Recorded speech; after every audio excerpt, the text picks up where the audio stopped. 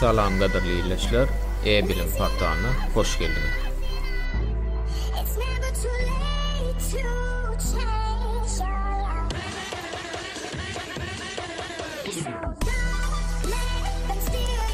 Yine de biz bu kursta American English faili devam ederiz.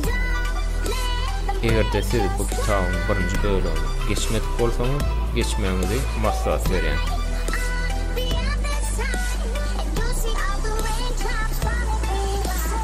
Bu kursta siz öğrenken zatları öğrenirsiniz. Siz Alexander Dumas sözlerini eşitdiniz mi? Once work may be finished someday, but once education, never. İyi işi bir gün deyin olur, yönü bilimi hiç var.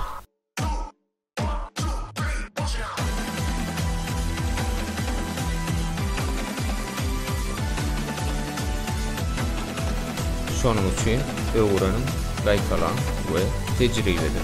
Çok sağ olun.